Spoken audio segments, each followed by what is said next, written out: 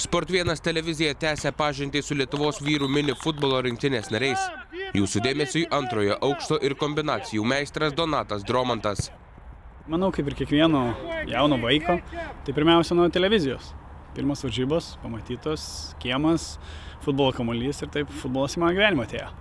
Ar atsimeni, kaip pirmą kartą kamuolį paėmė į rankas, tarp kojų, kažkur, kur pirmas pasimatymas su futbolo kamuoliu buvo? Pirmą gal įmetė tiesiog į aikštelę ir jam žaist. Kieme, be abejo, kieme, kaip ir daugelis vaikų, manau. Prie namų, aikštelė sukalta, nežinau, iš medžio vartai kokie 5 prieš 5, mini ir mergaičių būdavo visko. Tokia pradžia visų, manau.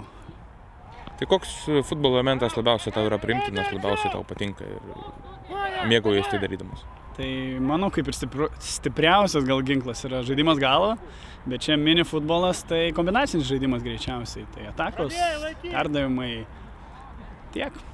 Koks jausmas atstovauti Lietuvos futbolo rinktiniai? Tai dar neteko oficialiuose varžybose, tai po jų ir papasakosiu. Bet vis tiek, jau esi rinktinės narys ir dalyvauji treniruotėse varžybose. Yra kažkokia išskirtinė garbės jausmas širdį? Tai gal pirmas momentas, kada pajauti, kad nacionaliniai rinktinėje atstovauji, tai buvo pirmas draugiškos varžybos su Latvija ir kai išgirsti himną grojantį, žaidi namų stadione ir visi palaikantys žmonės, tas 100 žiūrovų, kurie atėjo pažiūrėti, šalta diena buvo ir visi jaučia tą, kad tu žaidi žalia spalva ir už Lietuvos nacionalinę rinktinę. Kodėl žmonės turėtų eiti žiūrėti mini futbolo varžybas? Kuo tai yra skirtinis sportas? Mini futbolas?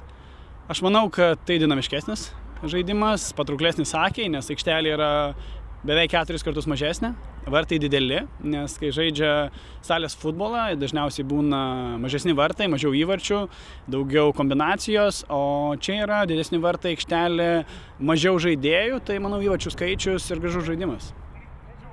Lietuvos nacionalinė komanda jau visai netrukus išvyks į Europos pirmenybes Juodkalnijoje.